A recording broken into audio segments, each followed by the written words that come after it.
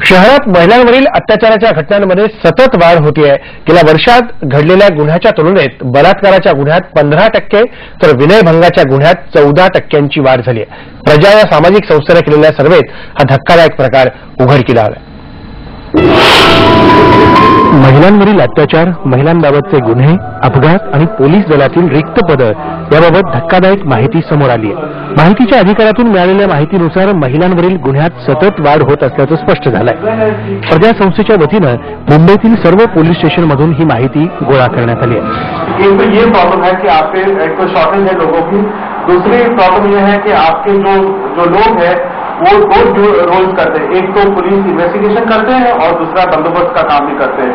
तो उसको जो टाइम मिलता है वो जितना, एक तो प्रेशर है, लोड है प्रेशर इन्वेस्टिगेशन का, और फिर बंदोबस्त का प्रेशर है, तो आपका इन्वेस्टिगेशन सही नहीं हो रहा है और कोर्ट आपके जो केसेस कोर्ट पर जाते हैं, अगर इन्वेस्टिगेशन सही नहीं है तो कोर्ट उसको अक्यूज को अक्विट कर देते हैं।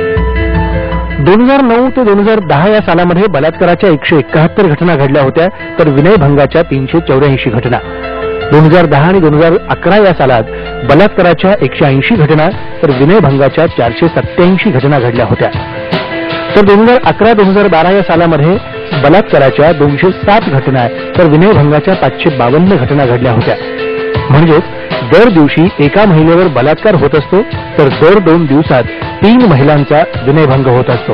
अलग-अलग जोन, सबसे बड़ा जोन है प्लस फोर्थ जोन है जो है उनका कलेक्ट किया था, जो एक कैलेंडर कलेक्ट किया गया था 411।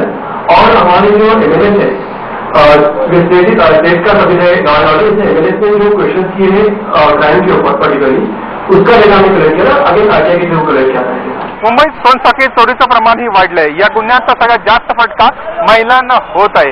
गेल्या वर्षभरात सोनसाखळी चोरीचे 1775 गुन्हे घडलेत आणि या गुन्ह्यांमध्ये महिलांची काही कोटी रुपयाची मालमत्ता चोरीस गेली आहे। 2 वर्षांपूर्वी अशीच माहिती गोळा करून प्रजा संस्थेने राज्य सरकारकडे सोपवली होती, पण त्याकडे गांभीर्यानं पाहिलं गेलं नाही। शहरातली ढासळती कायदा आणि सुव्यवस्था वेळीच सावरायची असेल तर या माहितीचा वापर करून सरकारनं योग्य पावलं उचलणं आवश्यक आहे। जर्नलिस्ट प्रवीण शेट्टीसह सुधाकर काश्यप, IBM लोकमत, मुंबई। नंतर एक ब्रेक घेऊ आणि ब्रेक नंतर पाहूया